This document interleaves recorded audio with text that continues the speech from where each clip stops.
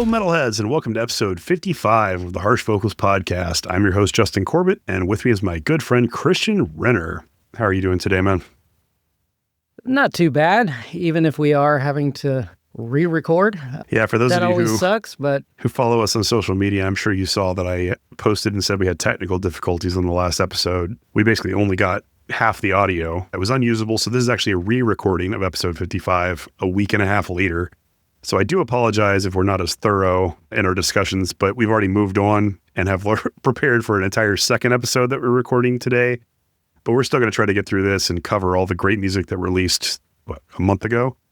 And I do apologize for it being so late to release, but unfortunately there was nothing we could do. And then on top of that, I've been sick for the last week. I'm sure you can kind of hear it in my voice, but I'm going to do the best I can to make it through 2 episodes today without letting that interfere. I guess let's just dive right in because we've got a lot to cover today. All right. First up is your pick.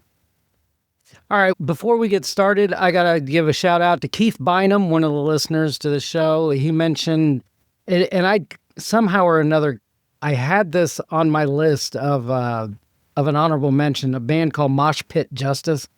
And he reminded me of the fact that, hey, have you heard that? And I was like, son of a bitch, I did hear that, but I completely forgot to put it on my list. And so, shout out to Keith Bynum. Thanks for reminding me about that. If you like thrash metal, check out Mosh Pit Justice. It's a really good album. But my first pick is going to be a band called Persecutor. And the album is called Casualties of Violence. We have thrash/metalcore. On Metallum, it says metalcore/thrash. I got something to say about that. From Horsens, Denmark, this is their 3rd album. They are unsigned. The track that I picked is Iron Tide of Nassau. And I have in parentheses here, get in the fucking pit, because that song is all about a pit. My first time, I thought for sure this was going to be an honorable mention, but I kept coming back to it. And it seemed like it got better each time. I would even say it's probably moved up in just the week and a half that we've been off of it. On Metallum, this is labeled as metalcore/thrash, but I think this should be kind of reversed, really.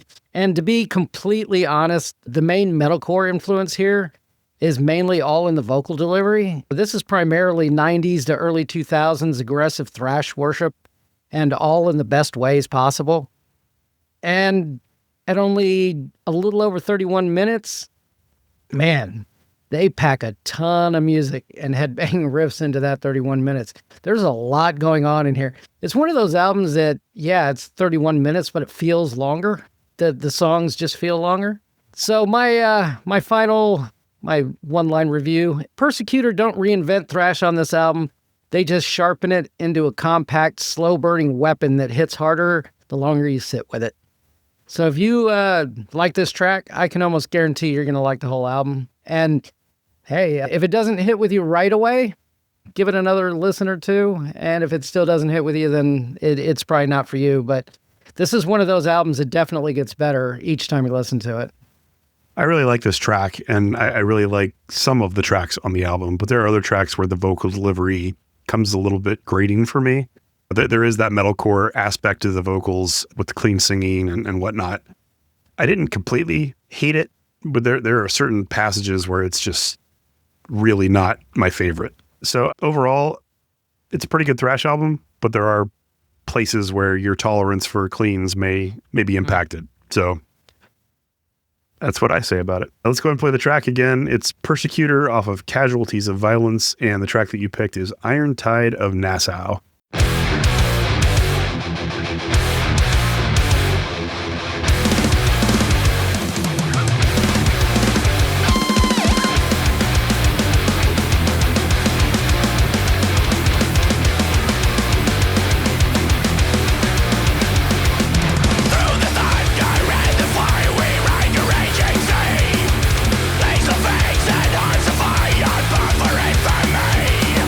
Get us placed in midst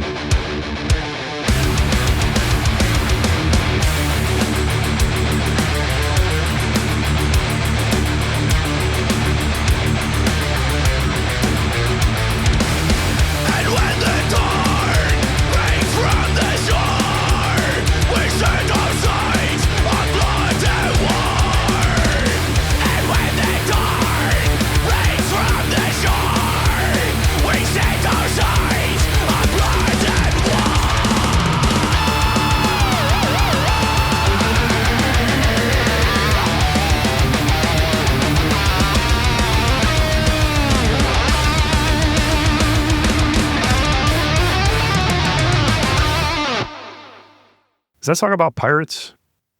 I would guess so. Wouldn't you think? Yeah. I didn't deep dive into the lyrics, but yeah, Iron Tide and Nassau.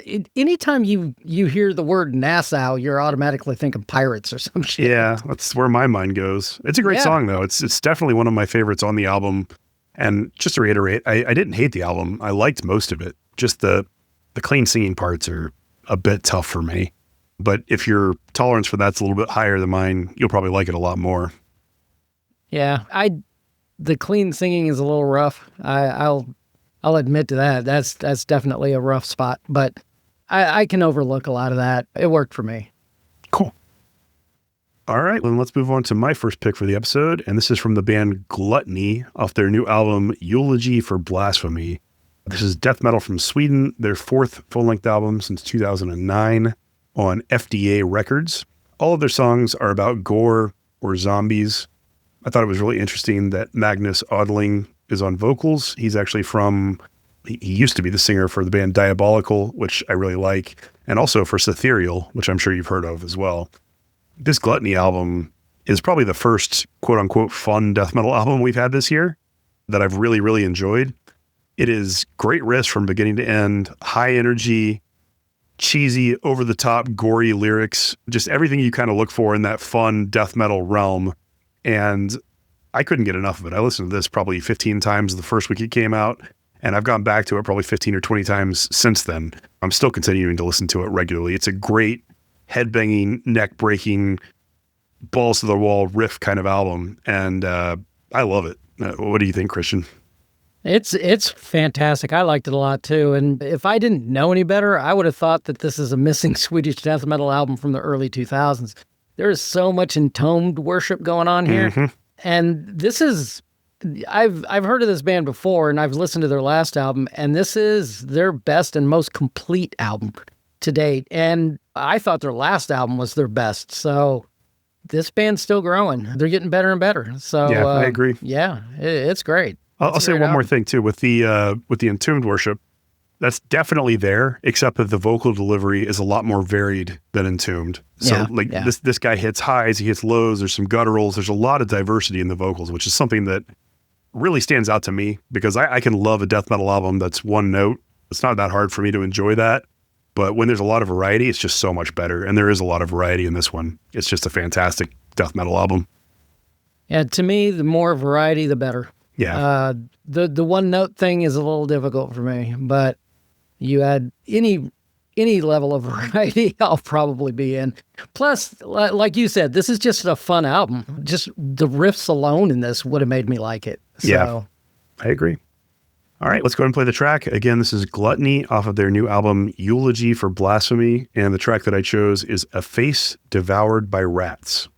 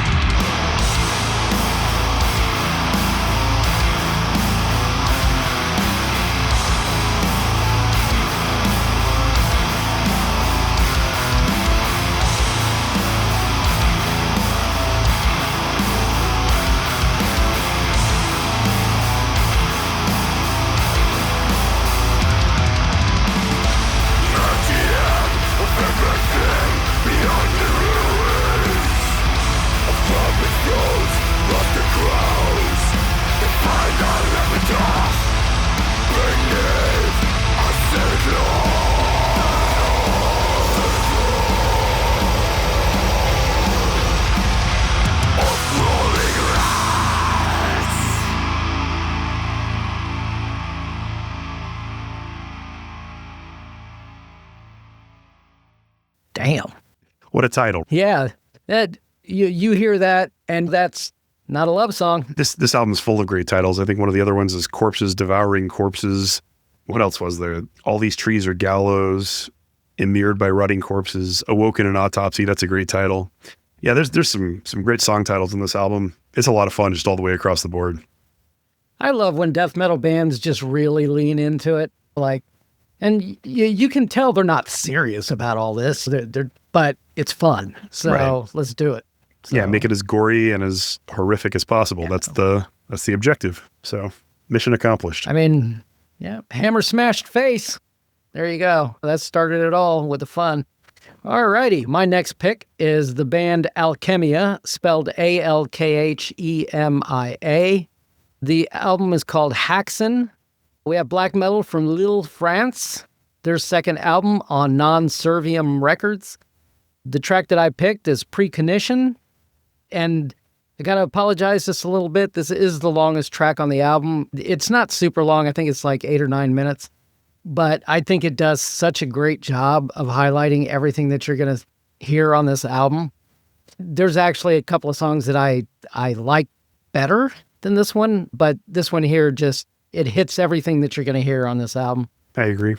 Now, French black metal is almost guaranteed to be a pick on this show, if anybody has noticed that at this point. What? And yeah.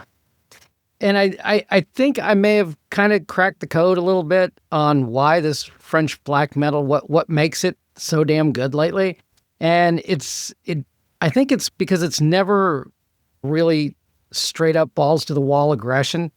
They have this tendency to purposely pull back a bit. And it's in that way that they use melody and atmosphere, and it just kind of gives it that extra oomph, or that Frenchness, for lack of a better term.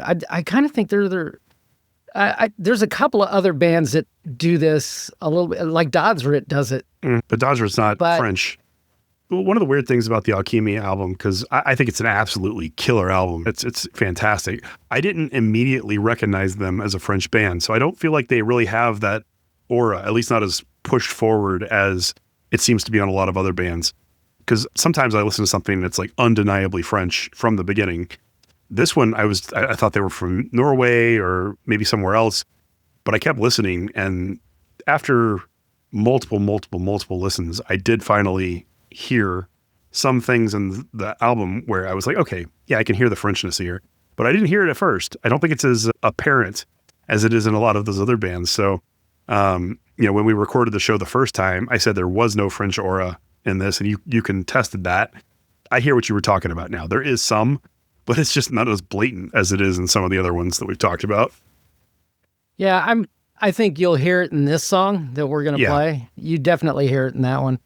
I also got to mention the drumming on here also deserves a shout out, as Alex Josian is absolutely crushing it here. The multiple change ups in tempo, then always having this killer groove in every track is just chef's kiss perfection, especially for black metal drumming. My final thought, this album doesn't follow the normal black metal tropes. Instead, it drags you kicking and screaming through its own twisted pacing and layering. And when the album hits, you're 100% enamored with it. When this album gets its hooks into you, you're like, fuck yeah, this is a really, really good album. Yeah, I couldn't get enough of this one. And if it hadn't been a pick for you, it definitely would have been a pick for me. It's one that I've gone back to multiple times since we first attempted to record this episode. So it definitely has staying power. I'm going to be shocked if this one doesn't end up high on my end of your list as well. It's just a really great album all the way around. I don't think there's anything negative I can say about it. So let's just go ahead and play the track. It's a really fantastic album and a great track. Again, the band Alchemia off their album Haxen. And the track that Christian picked is Precognition.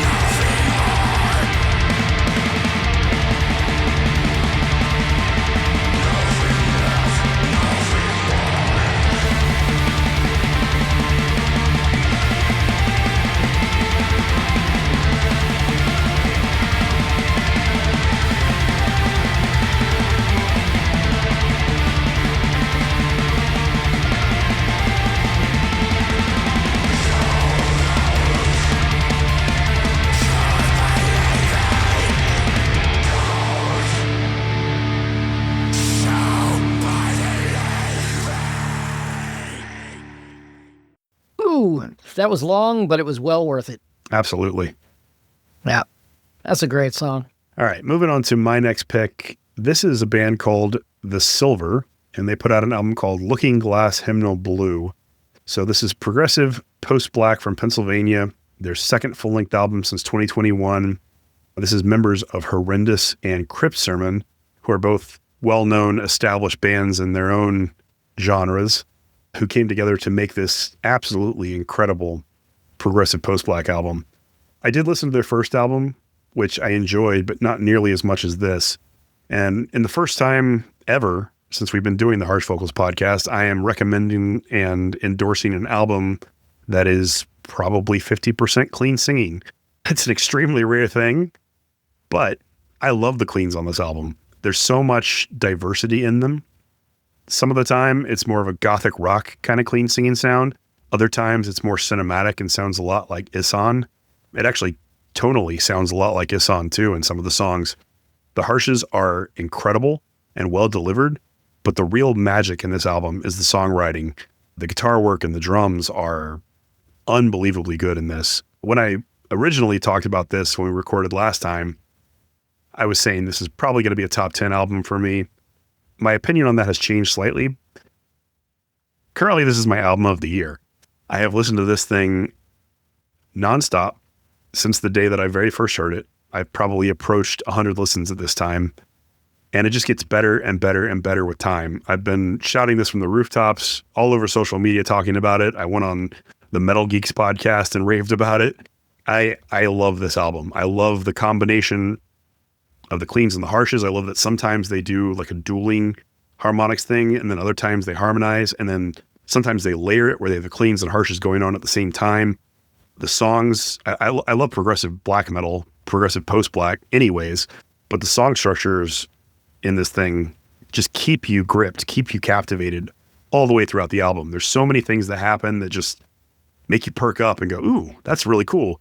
And it just happens over and over again. And even after 100 listens to the full album, I'm constantly getting surprised by stuff, constantly getting frizzen, which if I can listen to an album 100 times and I'm still getting goosebumps on certain parts, that's a testament to how amazing the album truly is. I highly encourage you that if you like the song that I picked at all, you go and you listen to the full album. Like I said, currently my album of the year, and it's going to take a whole lot to dethrone it. Christian, I know your opinion is not quite the same as mine. No, it is not. But I will admit that the issue that I have with this album is 100% my issue with the album.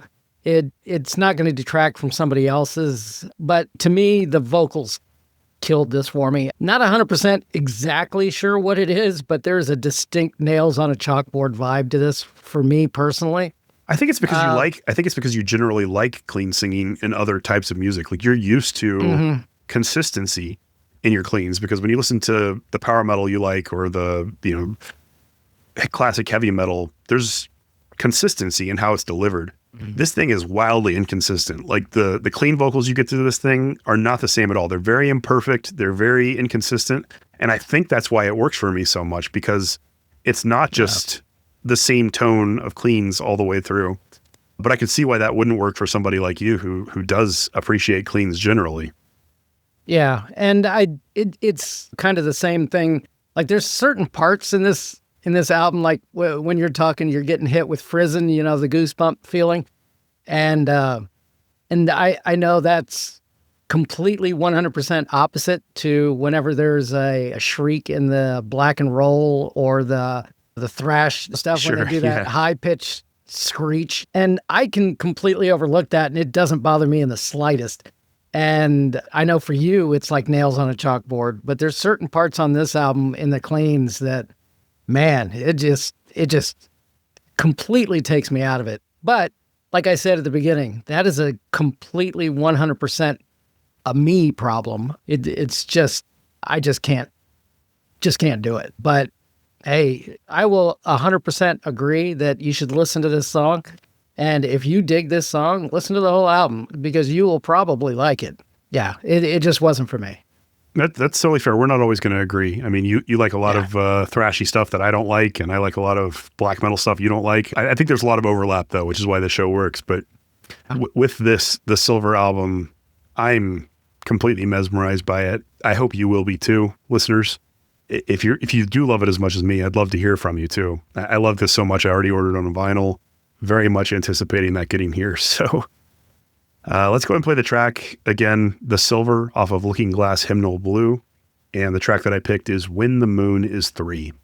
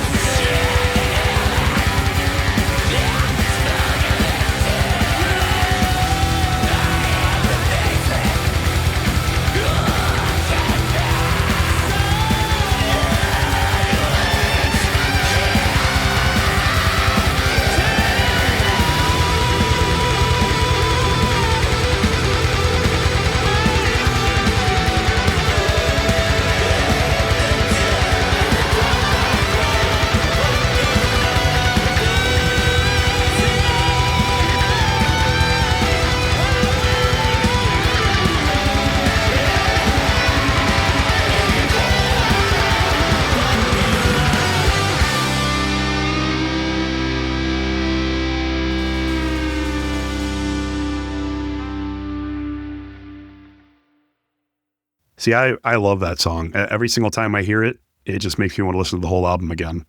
And this album is an experience for me. Like, it's very hard to just listen to one song. It's one that I need to start at the beginning and hear the whole thing through the end. Most albums are that way, but this one especially. Can't get enough of it. Absolutely love this. Current album of the year. Love to hear what you guys think too. Alrighty, my next album is the band Soul in Pain. That is all one word. Not exactly sure why bands do that. Why do it all one word? It's like Soul in Pain. Yeah, I don't know. The album is called The Last Dance of Death. We have Death/Thrash from Santiago, Chile. This is their 6th album on Dark United Media. The track that I picked is Mental Intoxication. And at first I was slightly annoyed by the amount of instrumentals, and I was wondering about the 3 songs that are in Spanish on this album. I, of course, can't be sure, but maybe if the band hears this, maybe they can let us know. But it feels like this was done on purpose to give a bit of a break here and there, to almost catch your breath as this album goes hard with a capital H. I mean, these guys are not fucking around. I couldn't make out all the lyrics, but it seems the album focuses on psychological decline and the horror that entails. And man, you talk about, that is definitely ripe for the times we live in. Yeah, definitely. The music is definitely a mixture of that death and thrash, but there is a very intentional use of melody throughout, which adds that little extra to the overall sound. On Spotify, it says they only have 670 monthly listeners, which is batshit insane for a band this talented and on their 6th release. Not exactly. They should be a lot bigger than 672 or 670 monthly listeners. I agree. That's just crazy.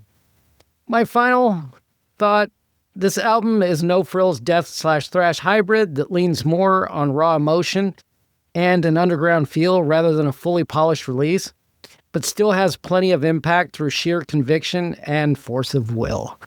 This album, like I said, they're not fucking around. This goes hard. And outside of those little moments, those instrumentals in there, and I seriously feel like that those were put there strategically to give the album a little bit of a break. Now, me personally, I don't need that. One of my favorite albums from last year was that Condition Critical album, that thrash album that just went hard from beginning to end. But you also love the Black Braid album, which was full of instrumentals that didn't really make sense. Yeah, that's true.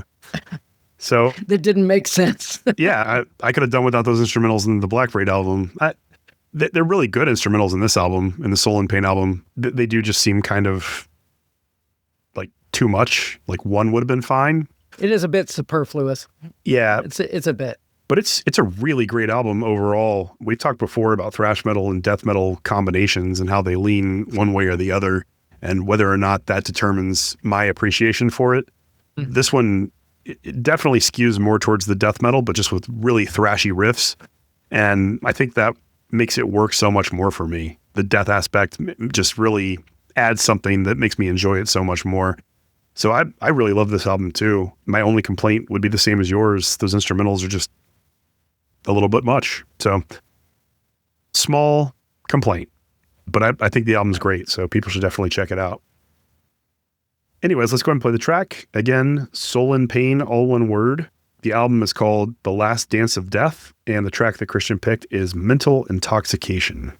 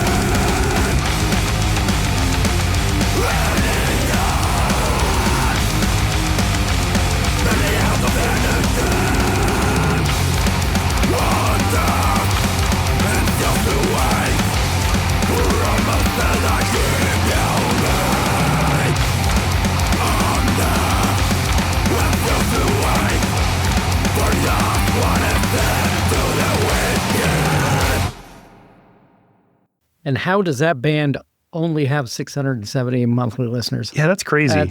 Their label just must not be doing a very good job of promoting them. I don't really know much about Dark United. Never heard of them before, but I see that a lot with bands in smaller places like Chile. It's just harder for them to find traction because they really are underground. But at least there's shows like ours that promote them and talk about them. So hopefully that drives a few more listeners their way. Hopefully. I mean, they got me as a new listener, so maybe it was 669 before. So I don't know. All right. Moving on to our final pick for the episode. This is a band that Christian and I both really, really like. And we loved their first album when we discovered them back in 2024. The band Growlfar. They put out a new album called Via Necropolis. This is black and death metal from Austria. As I mentioned, their second full-length album. They've been together since 2020. They're currently unsigned. So their previous album, Scartalus, was great. We had it as an honorable mention on one of the first episodes of the show. I remembered Growlfar, and I was looking forward to hearing more from them. So when they released this, I was very excited about it, and they did not disappoint. They've leveled up considerably between the two albums, and this new one is just a masterpiece of black and death metal. It is fantastic from beginning to end. There's no bloat. There's no weak spots. Vocal delivery is fantastic. Guitar work is fantastic. All around, fantastic. I couldn't get enough of this album. I'm still listening to it on a regular rotation. I will be very surprised if this is not very high on my end of year list as well. Christian, what do you think of the Growlfar album?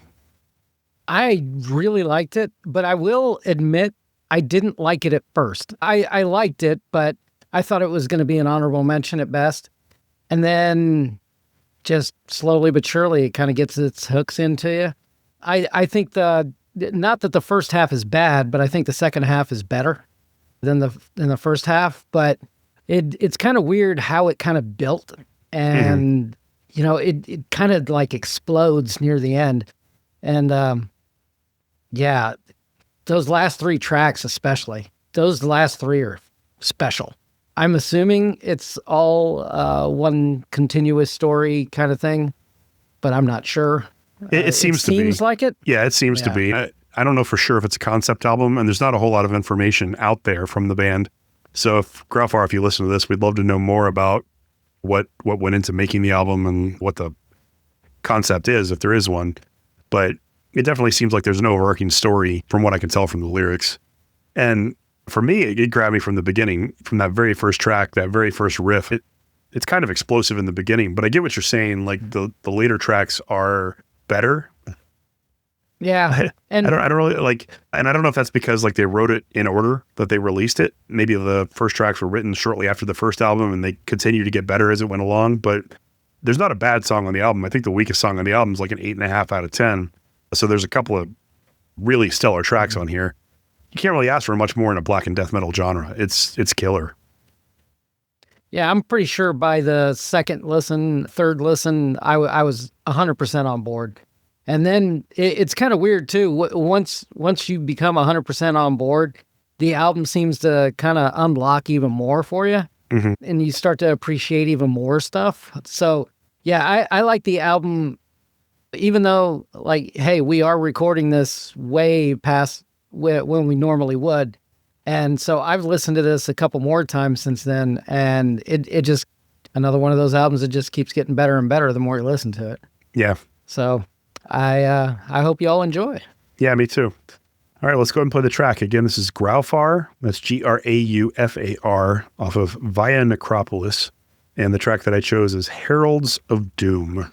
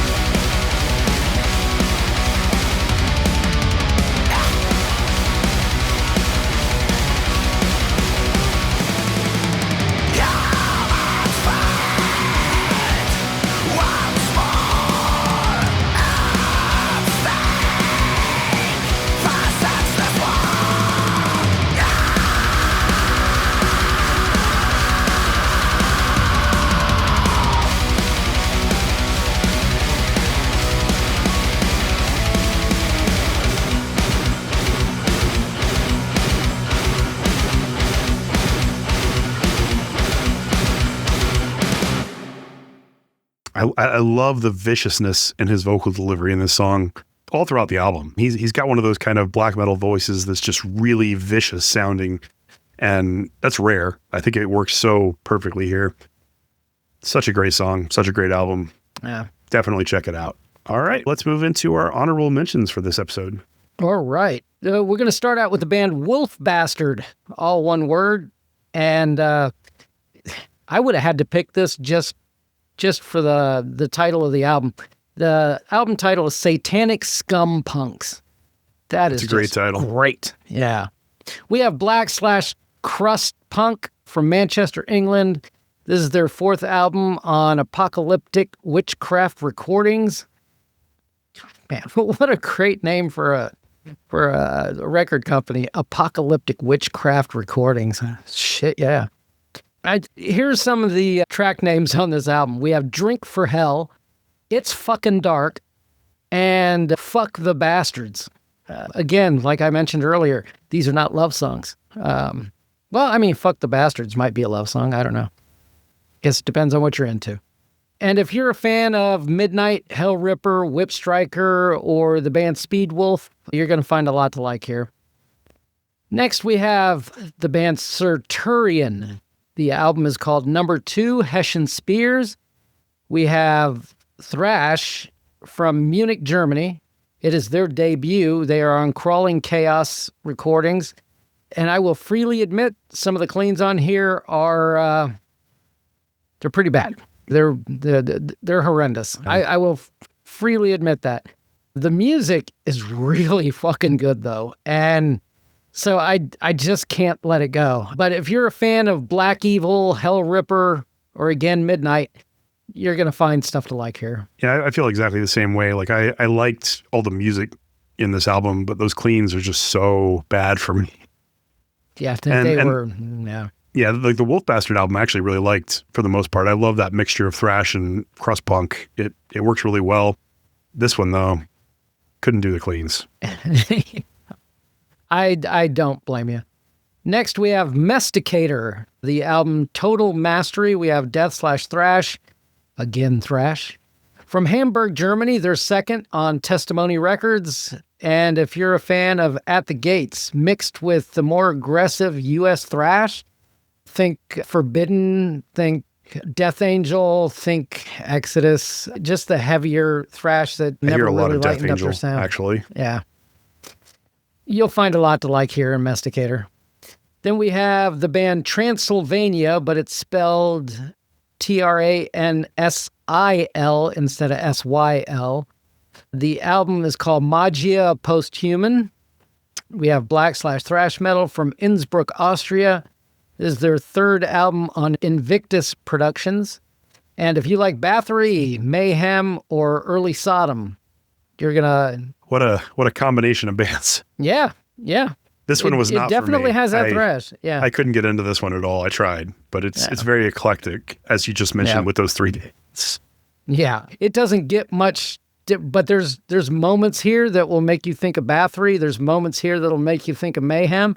And there's moments here that make you think of Early Sodom. So if that sounds even remotely interesting to you, give it a shot. You never know. Then I got to put Exodus here with their new album, Goliath. Very good, but not great. And I'm not going to go into detail about who Exodus is. You all know who Exodus is. Like I said, this is very good, but not great. And as shitty as that sounds, I expect great from Exodus. They're not some new band just starting out or whatever. These guys are established. So I expect great. And I mean, maybe that's not fair because I do the same thing with like Testament and Death Angel and all these bands too. Maybe it's not fair, but it is what it is. Then we have the band Drags Home from the Bloodlines of Black Bram. They are from New Jersey. This is their debut, although they did have 3 EPs. They are on Faithless Entertainment.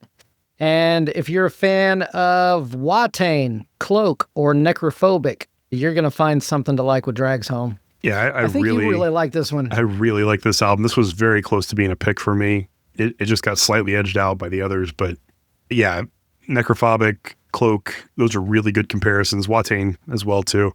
There's a lot of what I like in this album. Some of the songs could use a little bit of editing, I think, but it's like the smallest amount. It's a very nitpicky kind of complaint. It's a great album. Highly recommend it. And especially for this being a debut, that is truly impressive.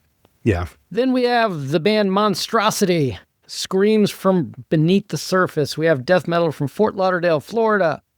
And 7th album on Metal Blade Records. Most people, well, if you listen to this show, more than likely you know who Monstrosity is. But for fans of Incantation, Gore Guts, or Suffocation, really, any of those. Then we have the band's... It's a good album. It's like a 7.5 out of 10. It's just not doing anything to reinvent the wheel, and it's not really trying to be experimental or, It sounds a lot like their last one. Yeah, it really does. So... Solid album. Yeah. Solid. It's just not remarkable, really. But, your mileage may vary, and who knows, somebody out there might be their favorite album of the year. It is good enough to be listened to, anyway. Then we have the band Skull Altar, Diabolical. We have death/thrash from Kuopia, Finland. Another band with 3 EPs, and this is their debut. They are unsigned. This one here was a little bit harder for me to find for fans of, but think a more groove-centric Creator or Exodus. More lo-fi than both of those, but not drastically. So if that sounds kind of interesting to you, give it a shot. And then I wanted to put these two near the end. Lamb of God, Into Oblivion. This here's one of the first albums in quite a while that I didn't dislike from Lamb of God. I thought this one here was actually pretty good. I'd give it a 7 out of 10 or a 6.5 out of 10. But there's some really good songs on here. Not everything was great, but there's some really good songs on here. I didn't even bother to listen to it, to be honest. Lamb of God lost me as a listener a long time ago. I don't like their sound. It is what it is. Yeah. And then Garia. Oh, man. With Loss. What a loss it is. Yeah. And I want to believe, I really want to believe that this is a natural thing that they're doing, and they're not just saying, wow, Sleep Token's getting popular. We should do some stuff like what they're doing. I think it's a little bit of both. It's hard. It's a little bit of both. To be honest, Garia, I've been a huge fan of theirs for over half a decade now. I've loved every album they've put out. Limbo is one of my all-time favorite albums. Coma was my album of the year. Mirage is a fantastic album. Their older stuff, Unsettling Whispers, is fantastic. I have liked Garia for a very long time. Coma was definitely a lightening of their sound. They added some clean singing. They tried a few new experimental things, but they didn't push it so far that they were no longer considered a black metal band in my mind. They were an experimental black metal band, but they were still a black metal band. They're not a black metal band anymore. With this album, they're definitely way more of a metalcore band that has some blast beats. There's tracks on here where there are hip hop elements. There's a lot of clean singing, and the vocals are still fantastic. Like, I think that the guy doing the cleans is great. Guillaume is fantastic. It's just too much for me. It's overwhelming. And the songs have definitely become lighter and not nearly as black metal focused as they used to be. They've also lost a lot of that emotional drive that they had in the previous ones, because I don't think that the emotional delivery really came from the cleans or really even came from the music. I think the emotional delivery came from the pained screams that Garia delivered consistently through their albums. And I know they changed singers shortly after Mirage. Their old singer, I will listen to absolutely anything he does. One of my favorite vocalists ever. The new guy, Guillaume, he's great, but the cleans are too much, and I feel like it has to be his influence that has pushed them in this more metalcore direction they've gone. Not only that, you could be right with the Sleep Token thing, because there is a lot of overlap in the fan bases. We started seeing that with Mirage.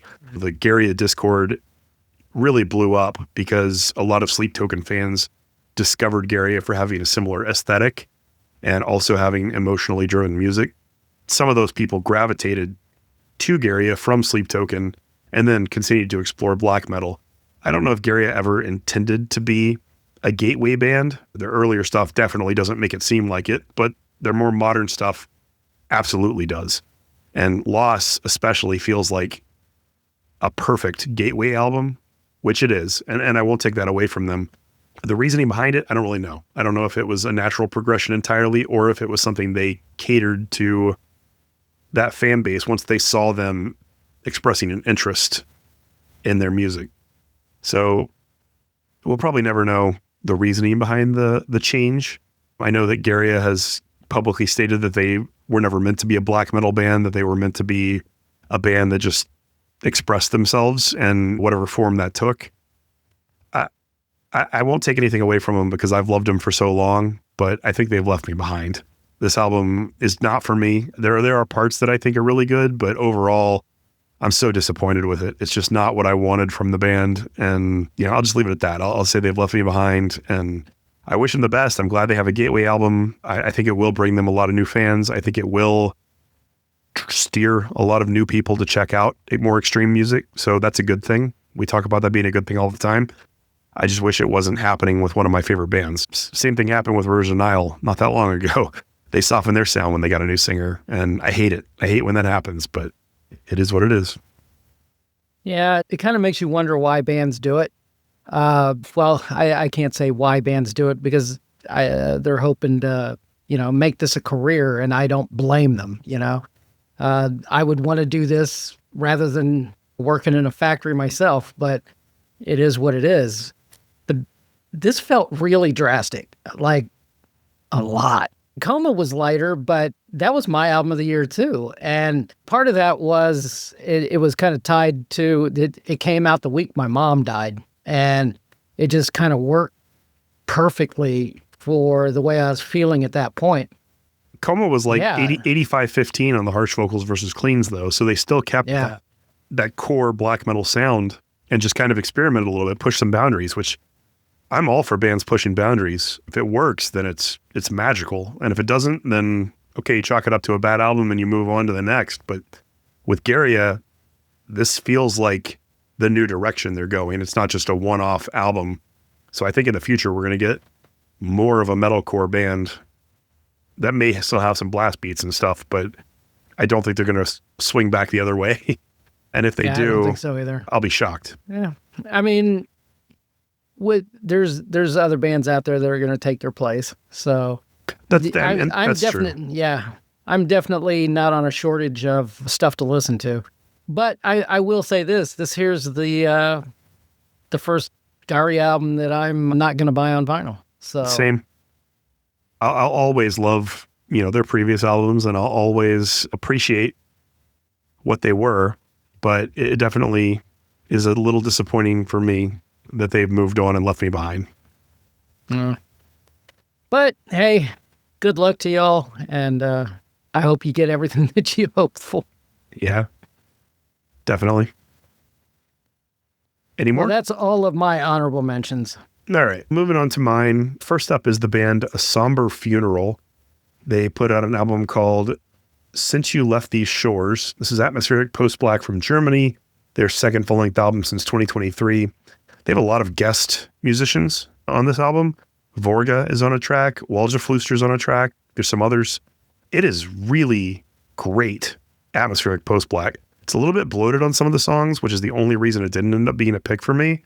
But it's such a small nitpicky thing to complain about that level of bloat because it's not excessive. It's just like 2 or 3 songs feel like they could have done with a little bit of editing, but 7 out of 10 songs are perfect. This is a great album. If you like atmospheric post-black, absolutely check this out, especially if you like any of the other bands that lended their talents to these guys, especially that Vorga track. God, that is so good. Yeah. I was a big fan of this album. Yeah, it's fantastic. It was almost a pick. Next is the band Dead Void Inc., Dead Void, INC, period. They released an album called Chapters. This is melodic death metal from Finland, their debut album since 2025. The former Death Repeat guitarist is in the band, as well as the same vocalist for the band Valper, which put out a really incredible black and death metal album last year called Mire and Aether, which you and I both really liked. This is akin to Halo Effect, I think is the closest comparison I can give. Just really positive sounding, enthusiastic melodic death metal, very much in the same vein as what Halo Effect does. And sometimes you need that. Sometimes you need some upbeat music. This scratches that itch, and I had a lot of fun with this one. I kept returning to it. It's one that I've returned to over the last couple of weeks as well. It's just a really fun, upbeat album. Next is the band Aberrant Extermination Impulsion. They released an album called Grindcore is Dead, Long Live Grindcore. If you remember, we had a submission track from this guy, Matthew Brammer, a few episodes ago. This is another full-length album he's released. And on that episode where I talked about his music, I said I would really like to see some longer-form songs from him because his riffs were incredible. It's just the nature of grindcore that all the songs are 20 seconds long. So I really wanted to see like a 2-minute or 3-minute song from him, and there's several on this album, and they're all excellent. I'm usually not a huge grindcore fan, but his mixture of grindcore and death metal is very appealing to me, and it works really well. I also love that his political views are very much in line with mine, and he's very bold in his song title naming and, you know, what he wants to say.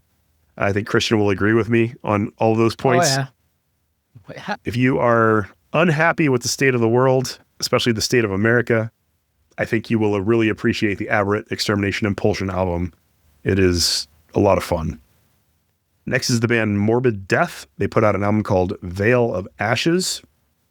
Make sure you look at the right Morbid Death if you try to look them up, because there are 8 bands with that name.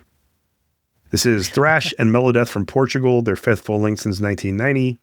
It's probably leaning more melodeath than thrash, but there are a lot of thrashy riffs in here. Nothing groundbreaking, but just a really solid album all the way through. I enjoyed it a lot. Next is the band Fading Aeon. They released an album called Fading Aeon. It's epic melodic death metal from Germany. They're unsigned. It's their 3rd full-length album since 2014. This also has a lot of that upbeat kind of feel to it. Kind of a, like what I call the Dodgerit effect, where they somehow managed to capture like a uplifting, hopeful sound in their music. There's a lot of that in this Fading Aeon album, and I really dug it. Next is the band Decipher. They put out an album called Thelema. This is black and death metal from Greece. They're on Transcending Obscurity Records, so you know they're good already. Their 2nd full-length album since 2017. That's the same guitarist and vocalist from the band Lucifer's Child, who put out an album last year that we both really loved. While this isn't as melodic as Lucifer's Child, it definitely has that Grease feel to it. Like the elements that kind of remind you of Rotting Christ or Septic Flesh. You get a lot of that in here. I really enjoyed this album. This was such a strong 2-week period. We probably could have done another more music, to be honest. Next is the band Hanging Garden. They released an album called Isle of Bliss. This is progressive melodic death / doom from Finland. Their 4th full-length album since 2004. I was just talking about Garia and how frustrating it is when bands lighten their sound. Hanging Garden is a band that's been around for a while now, and I've listened to every single one of their albums, and I've loved aspects of it. But they have so much clean singing in every album that I've always said, man, if these guys would just focus on the harshes instead of the cleans, they would be such a better band. And I don't know if they were listening to me or what, but they went the other direction.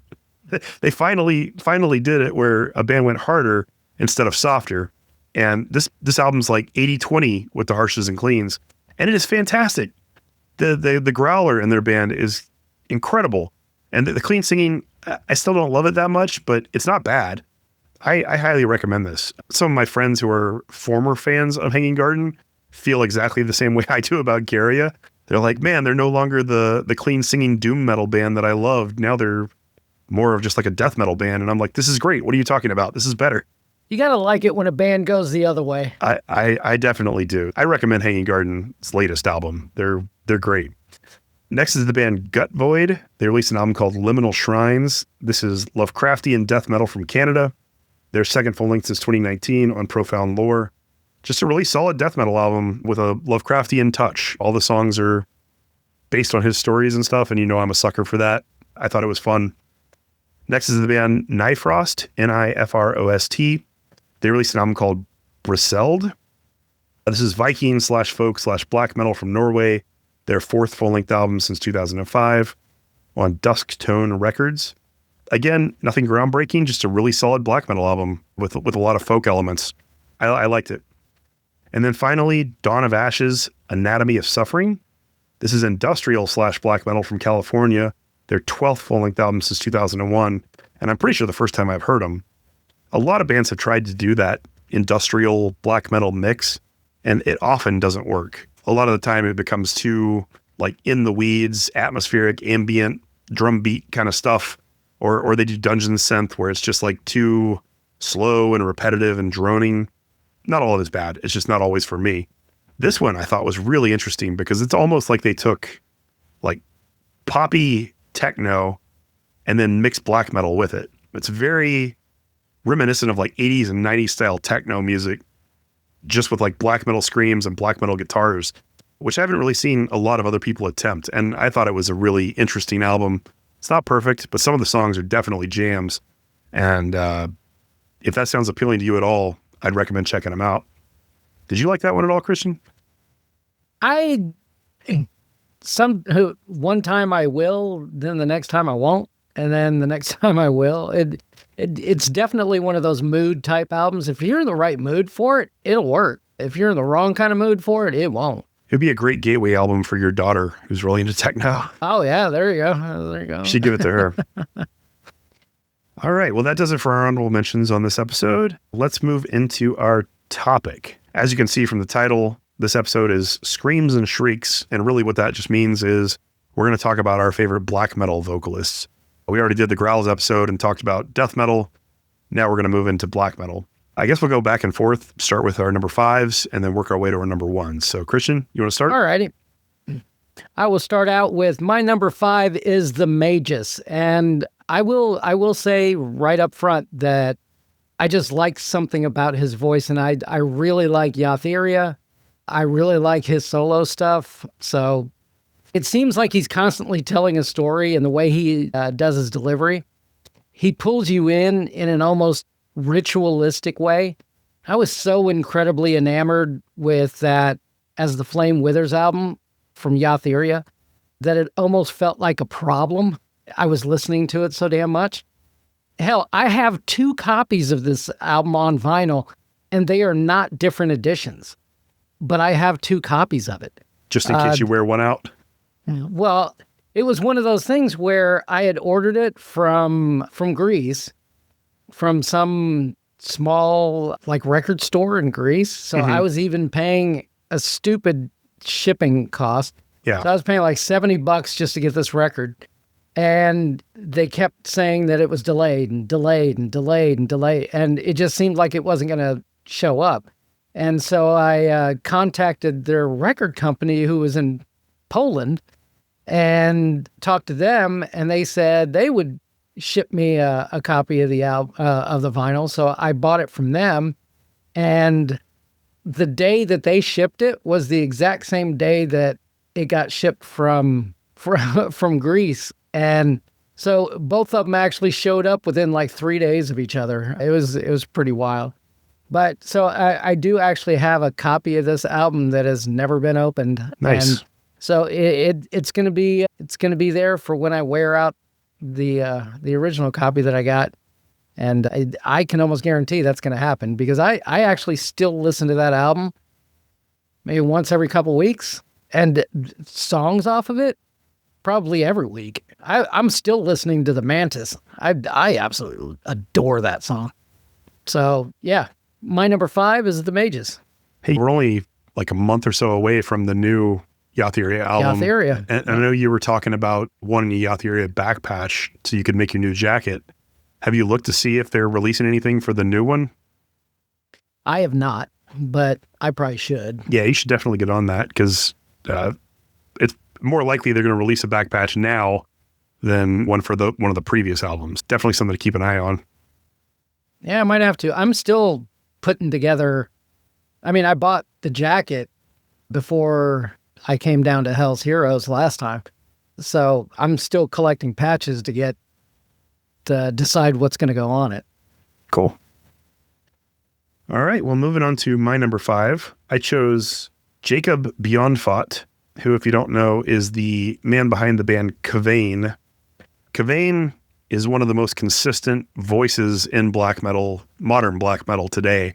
Jacob has a unique viciousness to his voice that really is memorable. Not only that, it's also intelligible. I love Kavain because not only is the songwriting incredible, the melodies are fantastic, the vocal delivery is exactly what I look for when I'm looking for that style of black metal. And I don't think there's anybody out there today doing it at the same level as he does. I also feel like Kavain's first album, The Funeral Pyre, was kind of a turning point towards like this modern renaissance of black metal we have. That was the first album that I can really remember in the last decade or so that made me start paying attention to more of the modern black metal bands the way that I am.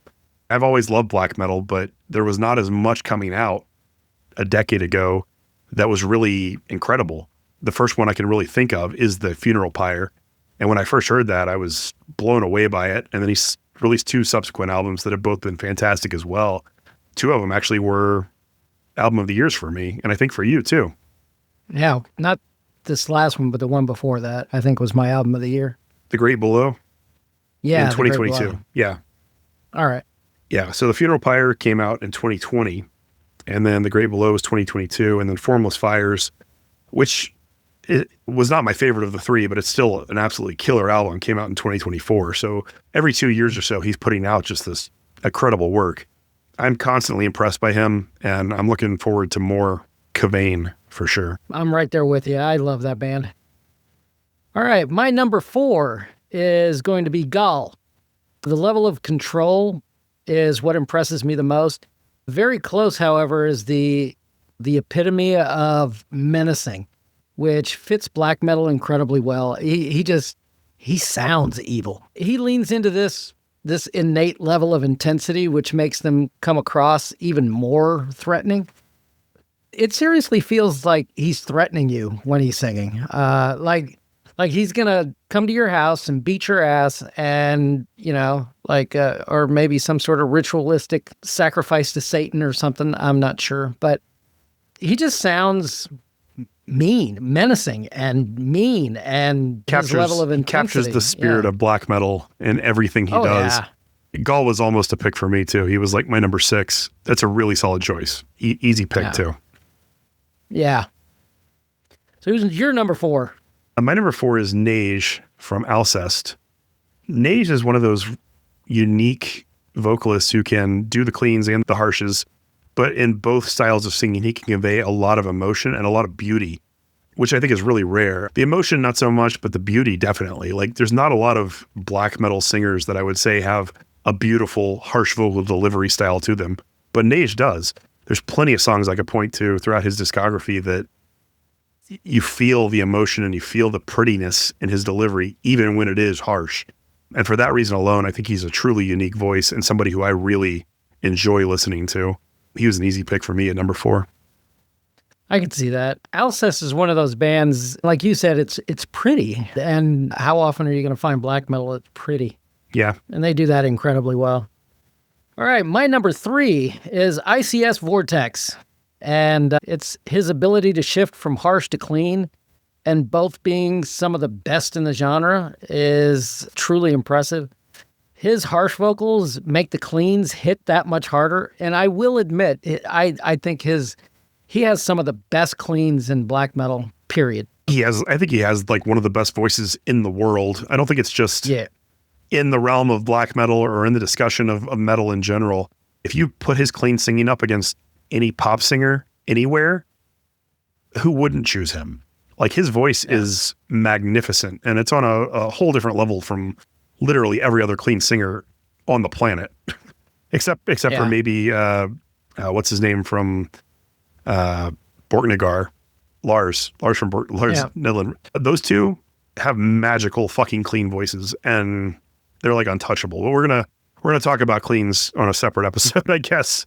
But I mean, when I think Vortex, I don't think harshes because his cleans do stand out so much. But the few times I have heard him do harshes, obviously he's great at that too. He's just all around super talented.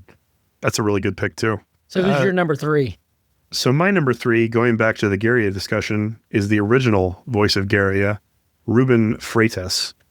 I have not heard anybody that can convey so much emotion in their harsh vocals ever.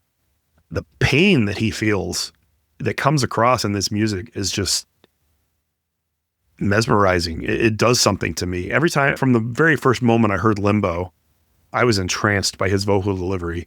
There's just so much agony and suffering and pain that just comes across in his delivery.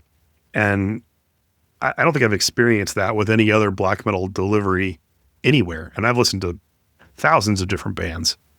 Truly something special. And it was at a great loss to Garia that he left the band. I don't know what he's doing now. I don't know what his next project might be. But if he moves on to anything else, I will 100% follow him to listen to him, because there's something truly unique about his voice. Completely agree. All right, my number 2. This isn't really going to be too big of a surprise. Shagrath. And most of this is because of his very commanding presence on stage. He's actually intelligible. You can actually understand what he's singing. I think that helped Dimmu to become more accessible without losing aggression. I think his vocal delivery helped that a lot. Plus, ICS Vortex, that helped out a lot.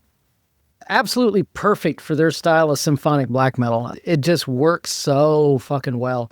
And I just this morning got super happy because I went ahead and pre-ordered my new Dimmu album. What'd you think of the first single? Because the first single is out for that album now.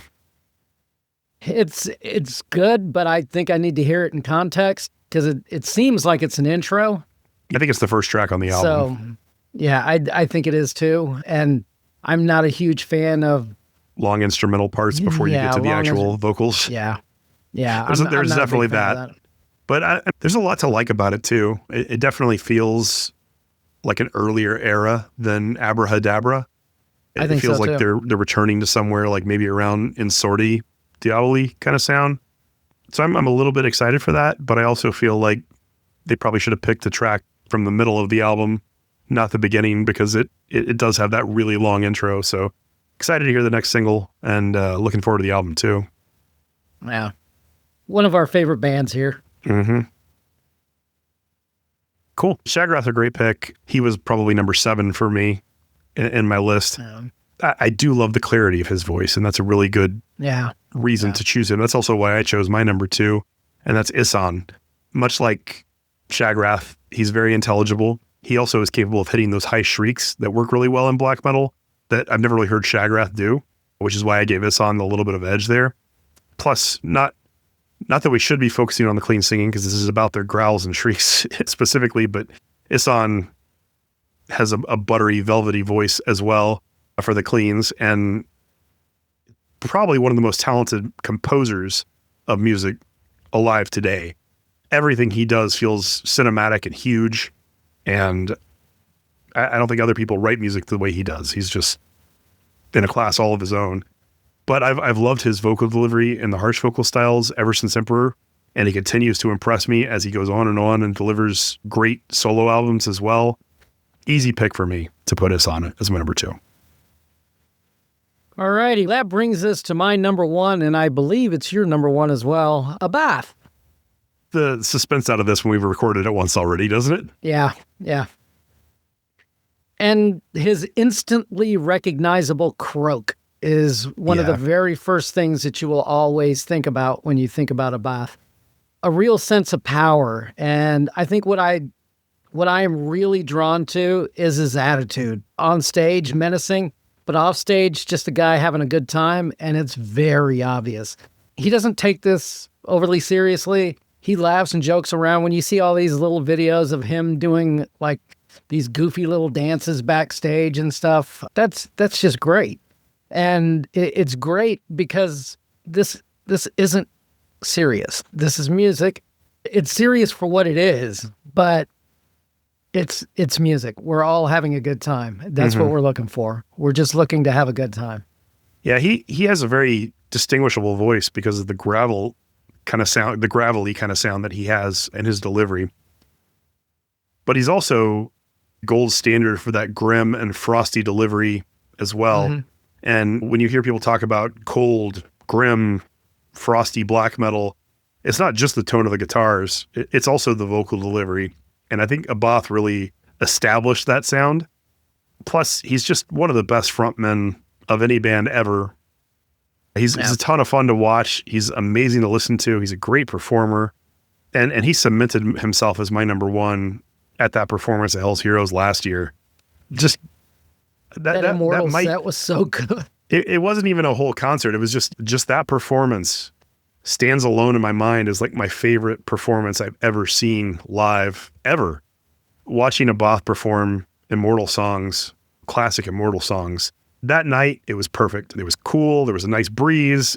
I had goosebumps from beginning to end that entire set. It was absolutely magical that entire night. And Immortal's always been one of my favorite bands. Both, easily my favorite black metal vocalist. I don't think it's even close. Yeah.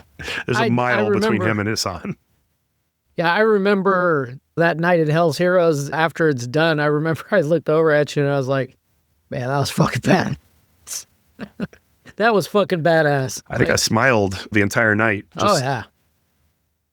Something special about that show. And I'm beyond happy that we got to see it, because I don't think that concert will ever it was so great. Be topped for me. Not unless he rejoins Immortal. Make it happen. That would be the only way I could see that happening.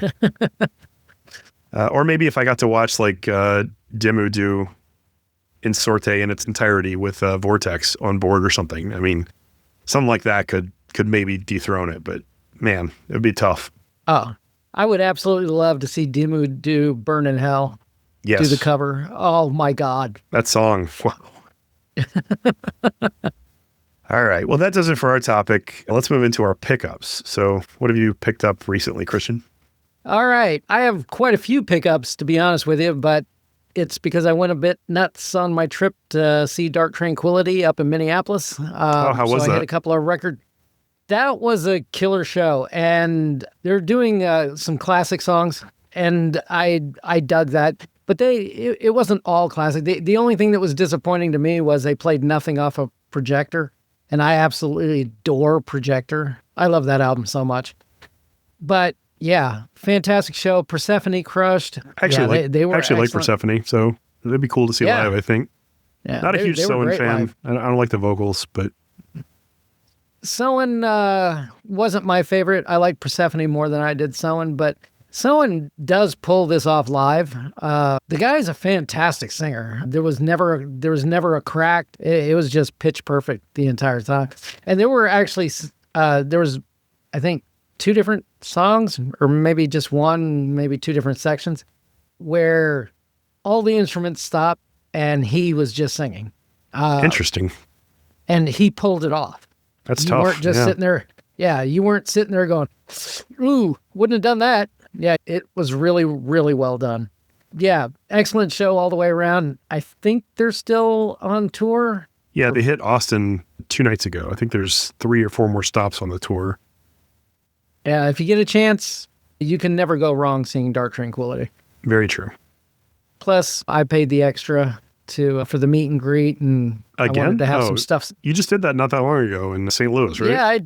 Yeah, it was Lawrence, Kansas. That's right. I did it there when they were with Amorphous. But the meet and greet also included Amorphous, so that was part of the reason, but I would have paid just for Dark Tranquillity. And this one here was for Dark Tranquillity and Soen, which I kind of felt bad for the guys in Soen because I'm not really familiar with their work. And like the meet and greet, at first you go through and you're just having them sign shit. And I'm going through and I don't have anything for someone to sign because I don't really know them. Right. And so I was like, sorry, I don't really know y'all stuff. And they were like, don't worry about it. Don't worry about it. And I was like, I still kind of felt bad, but yeah. But I did discover a record store up in Minneapolis. I got to give them a shout out. Extreme Noise is, holy crap, is that an amazing, and it's just a damn good thing that they do not have a store here in the Des Moines area, because I would probably just have to tell my employer to mail my check there, because I just bought entirely too much stuff there. Some of the stuff that I picked up Cemetery Skyline, Nordic Gothic. I picked up Toxic Holocaust, Evil Never Dies and Toxic Holocaust, Hell on Earth. And I feel bad about this because I discovered after I got home that Hell on Earth is an OG copy that has the mistake on it. On the back, I think side 1 is called Radiation, side 2 is called Fallout. And on side 1, it's spelled RATIATION instead of RAD. So it was a misprint. And it also comes with a little booklet, a patch, Toxic Holocaust patch. Nice. Yeah, it's a really nice, a whole package is really, really nice. And I looked this up online because I only paid like $25 for it just to see if this should have cost more. And yeah, it should have cost more. I think the OG copies are going for about $75, $80. So I do feel kind of bad that I don't feel bad about getting a good deal, man. Yeah. I'm guessing they just didn't notice. Probably. Or maybe it sat there for a while and they reduced the price. Who knows? Yeah, maybe. But it was in their just arrived section, so there's that. Okay. Maybe they hadn't gotten to it yet. Who knows? Yeah. Along with that, they have a very, very good punk section as well, and I found a couple of Exploited albums I did not have, Beat the Bastards and Fuck the System. And if you know anything about the Exploited, you would not be surprised I'm a fan, especially those albums, because they really, really started to focus on longer songs and more riffs. And so it borderline was metal, really. Huh. Then we have the band 1349, The Infernal Pathway. Got that one. I picked up Toxic, Kinetic Closure, Aline, We Shall Remain. Is that Aline or is it a line? Eleine. I never know how to say that one. I'm not sure. Eliane? I'm not sure, honestly. Yeah, I'm not sure either. So if I'm saying that wrong, nothing new there. Then Iron Fire, Beyond the Void, pretty good power metal album. Then I picked up another copy of Dark Tranquillity's Projector because my dumbass left my copy of it here, sitting right on top of my turntable. And so I did not have a copy for them to sign, and I absolutely positively wanted it signed, so I had to buy another copy. But hey, it's a fantastic album, so I'm okay with that. I got 2 copies of Projector, whatever. I had no copies for a long time. And that's all I got, and that's more than enough. Holy shit. All right. I haven't picked up that much, but I did get a few things. Blast Beats Vinyl finally got their copies of the new Lamp of Murmur album in, so I got that along with the new One of Nine album. When I first talked about the One of Nine album, the new one, it didn't really click with me as much as their previous one. There's a lot more like spoken word and more flowery kind of passages and stuff. And initially that didn't really gel with me, but I've continued to listen to it since it first came out, and it's grown on me enough that I actually had to pick it up on vinyl. So glad I have that. I love that band. And then of course the Lamp of Murmur, Journey of Prince and Ecstasy, it was in my top 10 last year. I still listen to it regularly. Just a killer album. And for as late as that came out, that's truly impressive that it ended up in your top 10. Yeah, I just couldn't stop listening to it. It was completely infectious. It was like all I listened to that last month of 2025. And since then, I still put it on at least once a week. It's still in my constant rotation. It's just a fantastic album. Blast Beats Vinyl also added patches to my order, which was cool. I now have a Blast Beats Vinyl patch, so I got to find a spot for that on the jacket. And then finally, I ordered the Silver album that I was talking about earlier on this episode because I'm almost certain it's going to be my album of the year. That's pretty much it for me. I haven't bought a ton of stuff, but I did get a few critical albums in my mind. Yeah. All right, let's move into our extreme submission for the episode. And this one comes from a band called Irkalla. Irkalla. They released an album called Skyshatter on March 13th. And somehow both of us missed that album dropping because I didn't have it on my list. I didn't have it either.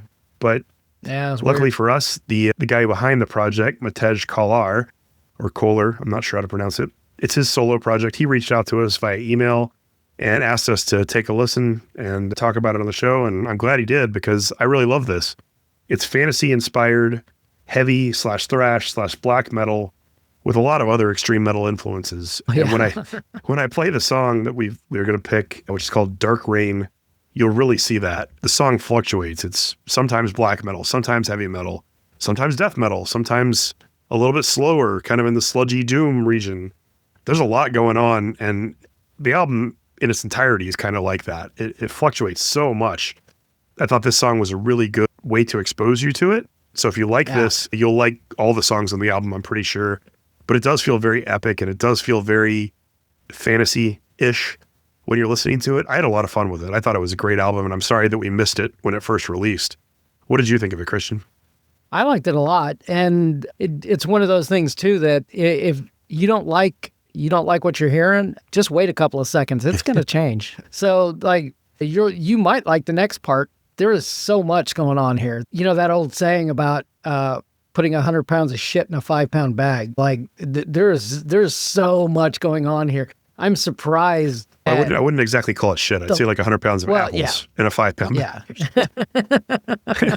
It's really good. It's really good. Yeah, it is really, really well done. And how he connects all this is the super impressive part, because this is not easy to do. No. I just writing an album in one genre is difficult.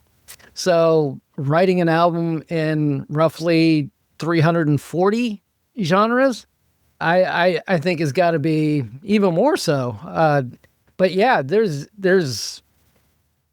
so much to like here. I agree. And it's refreshing, I guess, is the best thing I can say about it. Yeah, it's just, definitely like, it's nothing like anything I've heard. So yeah, definitely unique. Yeah. And like you said, there's going to be parts of it that maybe won't click with you because it's not your preferral or your preferred genre, but there's so much going on that it'll come back around to something you truly love in a very short amount of time. I mean, there's a lot of ebbs and flows on this album. I was just so impressed with the whole structure of it and how fluidly it moves between pieces. So I don't really know what else we can say about it, except that it's really cool and innovative and fun. Hopefully you guys like this song. And if you do, please check out the full album. Again, the band is called Irkalla, and the album is called Skyshatter. The track that we chose is Dark Rain. So I hope you guys enjoy it. And we will see you back very shortly with another episode. Yep, very shortly. Yes. All right, see ya.